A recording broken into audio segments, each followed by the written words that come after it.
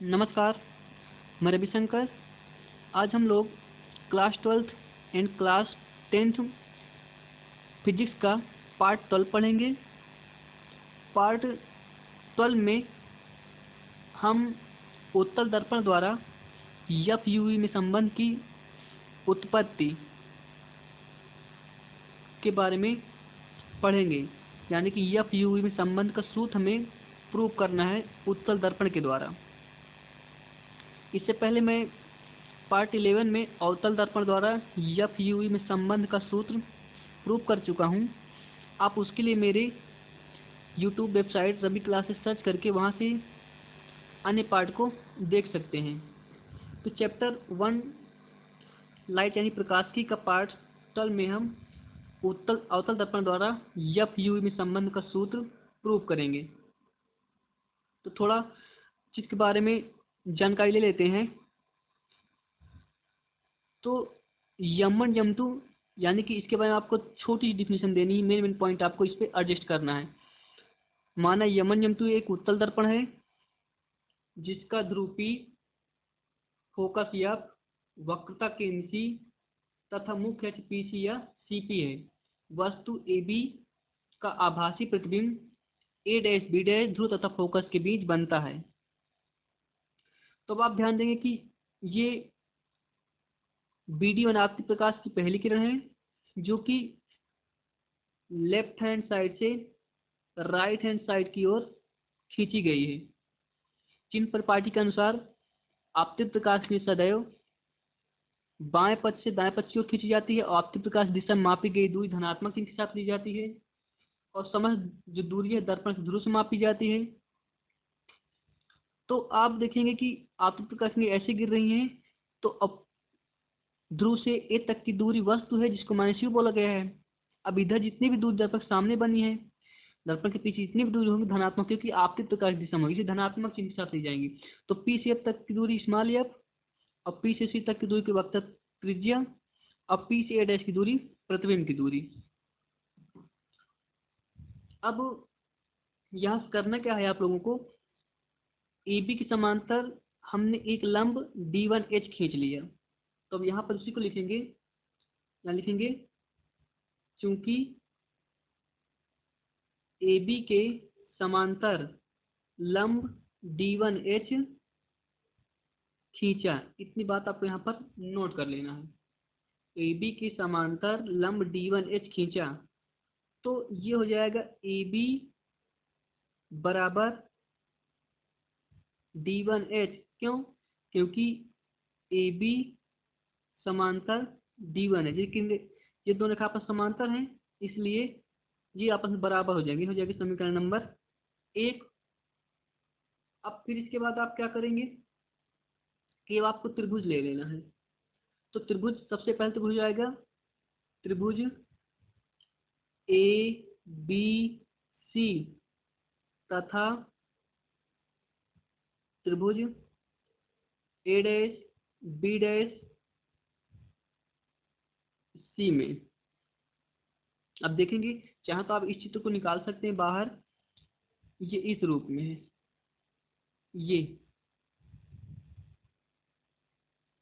ये है आपका ए बी सी और ये छोटा त्रिभुज ए डैश बी डैश सी।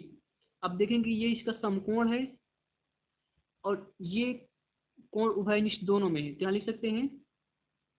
कोण बी ए सी बराबर कोण बी डैश ए डैश सी क्या है? समकोण है। फिर इसके बाद लेना कोण ए डैश सी बी डैश। क्या दिखा सकते हैं यहाँ से? कोण ए सी बी बराबर कोण ए डैश सी बी डैश क्या है? उभयनिष्ठ है। उभय मतलब दोनों में है तो उभयनिष्ठ है। अब आपको पता है कि अगर किसी इन दो त्रिभुजों में दो कोण बराबर होते हैं तो त्रिभुज समरूप होता है। क्या लिख देंगे? इसलिए त्रिभुज ए बी सी तथा त्रिभुज ए डैश बी डैश सी में, सॉरी, त्रिभुज ए बी सी तथा त्रिभुज ए डैश बी डैश सी समरूप त्रिभुज हैं। अतः त्रिभुज की समरूपता के अनुसार, तो त्रिभुज की समरूपता क्या हो, समांतर भुजाओं का अनुपात आपस में बराबर होता है। यानी कि यहाँ से हो जाएगा आपका ए बी अनुपात ए सी, और यहाँ से हो जाएगा आपका, सॉरी, ए बी अनुपात ए डैश बी डैश, ये हो जाएगा ए सी अनुपात ए डैश सी। यानी कि ए बी अनुपात ए डैश बी डैश और ए सी अनुपात ए डैश सी। इसको समीकरण नंबर आप डाल देंगे 2। अब हमको दूसरा त्रिभुज ले लेना है, त्रिभुज D1HF, और दूसरा त्रिभुज हो जाएगा ए डैश बी डैश एफ। क्या लिख लेंगे, क्योंकि त्रिभुज D1HF तथा त्रिभुज ए डैश बी डैश एफ में, चाहे तो आप इसको भी निकाल सकते हैं। ये एक त्रिभुज हुआ, इसमें एक दूसरा त्रिभुज बना हुआ है, इसका नाम D1HF, इसका नाम ए डैश बी डैश। ये पूरा त्रिभुज है D1HF और ए dash B dash F.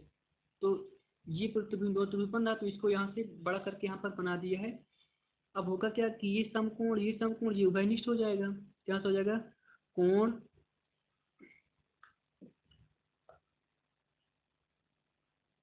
D1HF बराबर कोण बी ए डैश एफ, क्या है, समकोण है। फिर कोण हो जाएगा अब आपका D1, कोण D1FH बराबर कोण BF ए डैश, क्या है, उभयनिष्ठ है। यानी दोनों में F क्या है, उभयनिष्ठ है। तो अब ये दोनों त्रिभुज भी आपस में क्या होंगे, समरूप होंगे। तो हो जाएगा यहाँ से, इसलिए दोनों त्रिभुज क्या है, समरूप हैं। अतः त्रिभुज की समरूपता से, तो समांतर भुजाओं का अनुपात आपस में बराबर होगा। यहाँ लिख सकते हैं D1H by A dash B dash, फिर हो जाएगा HF by A dash F, जो हो जाएगा समीकरण नंबर 3। अब D1H के स्थान पर आप ए बी लिख सकते हैं, इस समीकरण 1 में माना गया है। यहाँ लिख सकते हैं आप समीकरण 1 व 3 से, तो हो जाएगा आपका A B by A dash B dash, अब HF by A dash F, समीकरण नंबर 4। अब देखेंगे समीकरण 2 व 4 से, तो समीकरण 2 ये है, यानी कि इसका बायां पक्ष और इसका बायां पक्ष आपस में बराबर है। तो यानी कि A B by A dash B dash के स्थान पर ए सी बाई ए डैश लिख सकते हैं। तो इस यहाँ पर इस वैल्यू को आप रख सकते हैं, क्योंकि ये इसकी वैल्यू निकाल ली गई है। तो हो जाएगा समीकरण 2 व 4 से।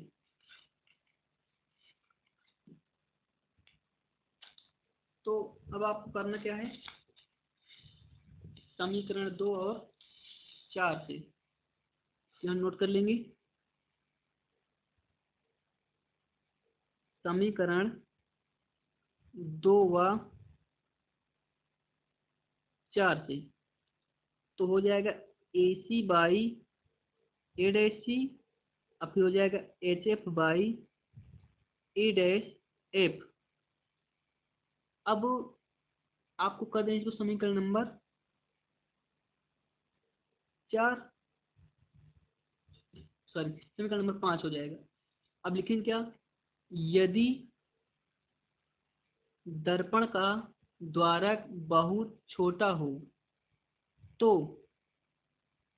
यानी कि जो यहाँ पर ये दर्पण बनाया गया है, अगर एक छोटा सा दर्पण बनाए तो उस अवस्था में जो बिंदु D1 और बिंदु H हैं, D1 और H ध्रुव P के समीप होंगे, तो उस अवस्था में आप HF की स्थान PF लिख सकते हैं। तो वही बात है कि यदि दर्पण का द्वारक बहुत छोटा हो तो उस अवस्था में बिंदु D1 व H P के अत्यंत समीप होंगे, P के अत्यंत समीप होंगे। यहाँ पर आपको भाषा लिख लेना है, मैं फिर से बोल दे रहा हूँ। यदि दर्पण का द्वारक बहुत छोटा हो तो बिंदु D1 व H ध्रुव P के अत्यंत समीप होंगे, तो उस अवस्था में आप HF के स्थान पर PF लिख सकते हैं। ये हो जाएगा समीकरण नंबर 6। अब करना क्या है आपको, समीकरण 5 व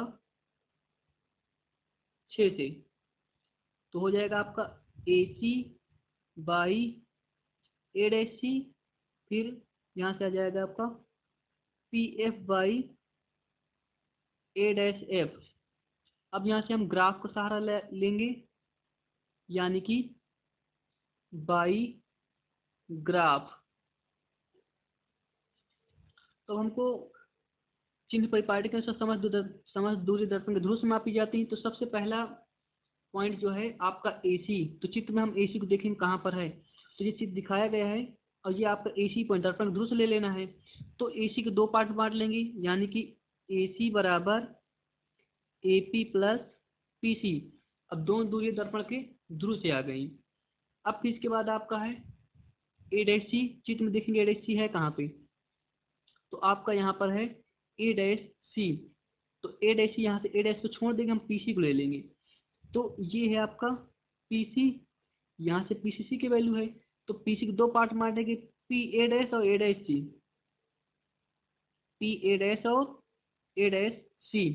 अब A' का मान निकालना है, तो अब आपको A' का मान निकालना है, तो इसके लिए करेंगे क्या, A' को अकेला कर देंगे, ये इधर आ जाएगा PC माइनस PA', ये वैल्यू आ गई। अब इसके बाद है आपका A', तो चित्र में देखेंगे A' कहाँ पे है, देखो ये A' है। तो यहाँ से A' को छोड़ेंगे तो PF को दो भाग में बांट लेंगे, तो PF किस तरह लिख सकते हैं, PA' और A'। तो हो जाएगा यहाँ से PF बराबर PA' प्लस A'। तो A' को निकाल लेंगे, तो A' बराबर PF माइनस PA', ये सारी वैल्यू आ गई। अब आपको करना क्या है कि AC के स्थान पर AP प्लस BC लिख देना है। तो आ जाएगा यहाँ से AP प्लस PC और A', किस स्थान पर लिख देना है PC माइनस PA'। यहाँ से PF तो PF ही है, अब A' किस स्थान पर लिख देना है PF माइनस PA'। अब समझ दो, लेकिन A से P की दूरी चित्र में दिखाई गई है, तो आप चाहे यहाँ से तो लिख सकते हैं, जैसे कि ये ग्राफ में दिखाया गया है कि A से P, यानी A से P की दूरी माइनस U है, तो लिख सकते हैं माइनस U। अब PC, तो P से C तक की दूरी वक्रता त्रिज्या है। मैंने कल बताया था कि आपको R के स्थान पर 2F लिखना है, क्योंकि फोकस दूरी वक्रता त्रिज्या की आधी होती है। तो यानी कि F बराबर R/2, तो R बराबर 2F।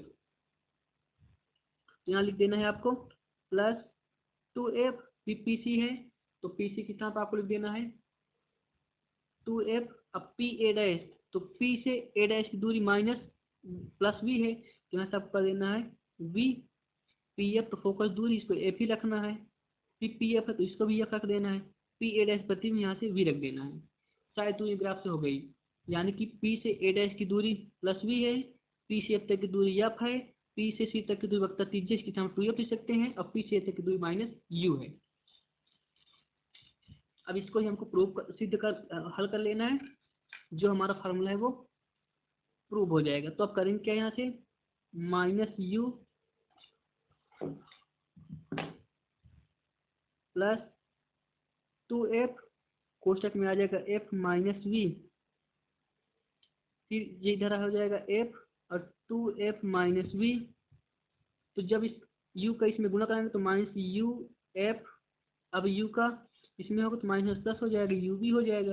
अब 2f कराएंगे तो 2f square minus 2f V, फिर f का इसमें हो जाएगा 2f स्क्वायर और माइनस एफ वी, ये प्लस में कैंसिल हो जाएगा तो यहाँ से आ जाएगा माइनस यू एफ और प्लस यू वी, ये माइनस हो जाएगा प्लस में हो जाएगा एफ वी और प्लस 2f वी, बड़ी संख्या 2f वी है, 2f से एक एफ कैंसिल हो जाएगा, खाली एफ वी बचेगा, तो आ जाएगा U F plus U V. अब इसको मान लेना आपको समीकरण नंबर 7।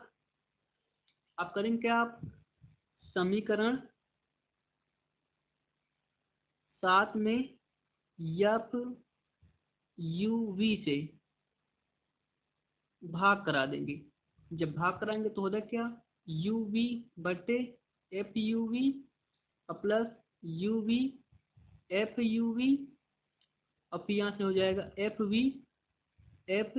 वी, तो यहाँ से यू वी कैंसिल हो जाएगा, यहाँ से यू वी कैंसिल हुआ, यहाँ से यू वी सॉरी यहाँ पे यू एफ था, तो यहाँ से आपका यू एफ कैंसिल हो जाएगा, यहाँ से वी बच जाएगा, यहाँ से यू वी कैंसिल हो जाएगा, एफ वी और एफ यू कैंसिल हो जाएगा, तो यहाँ से माइनस 1/v बचा।